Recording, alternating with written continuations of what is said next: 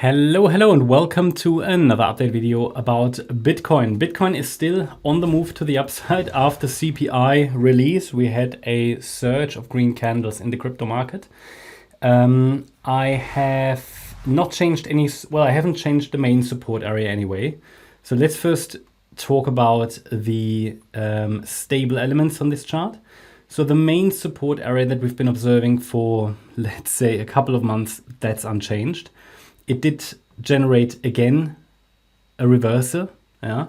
So from a, let's say, daily time frame point of view, let's go to the daily. From a daily time frame point of view, the market is currently still maintaining that breakout. We talked about that in the previous video earlier today. We had this breakout out of the wedge pattern to the upside. And when we talk about, let's say, traditional TA, then we say normally when we have a wedge breakout, the first target is the beginning of the wedge. We talk about around about 73K there. Okay, so let's see if we get there. The support area here on our daily chart is holding and the market reversed where it needed to. Okay, from this perspective. Okay, so that's anybody who is just trading the daily time frame, you in the last couple of months had the opportunity to scale into the support region, and you're probably happy about the profits that we've seen today. Now we go to the smaller time frame to reveal the key inflection points and also to understand where this rally could still fail.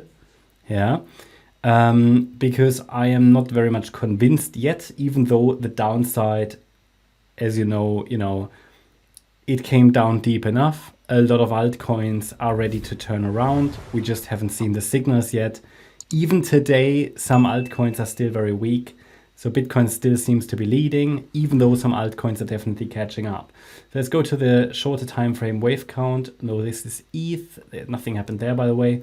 So here, we are still dealing with two wave counts. The white count that we discussed in the previous video still allows for a move down. That means at the moment that we just still have to be on the side of caution. So let's start with that white scenario, in which we are in a B-wave rally. Why do I assume a B-wave rally? Well, I'm not necessarily assuming it, I just point out the risk here.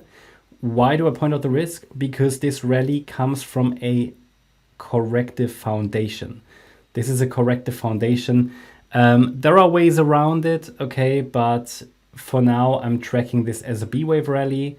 That doesn't mean necessarily that we couldn't have bottomed. You know that I have labeled this as alternative wave 4. Of course we could have bottomed, but I just want to share with you the key resistances and where the rally could fail. And that's just because this here is a corrective base, and I don't want anyone to be caught in, let's say, a trap or something. So in this B wave rally, we have A wave rally in 5 waves into the 6th of May high, B wave pullback, and this could be a C wave rally, which I'm looking, 5 waves should be generated in that rally. And we have a wave 1, we have a wave 2, we have a wave 3. The wave 4 support area is now between 63,128 and 64,380. Ideally, we get a test of this support area and a convincing reaction, and then we get a 5th wave. So, and then we have 3 waves up. And this is the area to watch for a reaction. 69,775, 72,250, and that's the one that I just mentioned on the daily time frame for a possible target for the wedge breakout, and then even 74K pretty much. Okay, so all of these are levels for wave C in B. And as long as it stays a 3-wave rally, there is risk that this is just a B wave. And then we could still come down. Now that doesn't mean we will come down. It means if we get into this inflection point area there, it is worth watching for a first 5-wave move down. And if we then get a break of support, that means beyond this, it's likely going to be crash alert for a C wave down. At this stage, the yellow count, while it's getting less probable, is still possible. In the yellow count, we just have a different structure. Wave 1 up, WX, this could be a corrective rally, just a high one, and then Y wave down, WXY.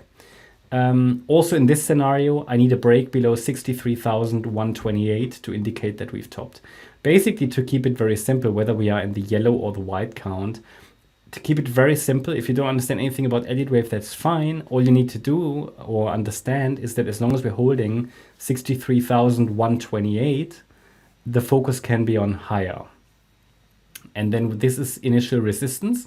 So pay some attention here, 65,500 to 67,450. Breaking above it should send us to round about 69,775, which is that next upside resistance area.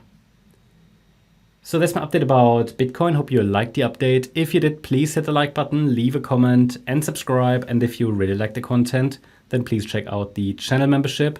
Also make sure that you follow us on Instagram and Twitter for additional content. Thanks a lot for watching. Bye-bye.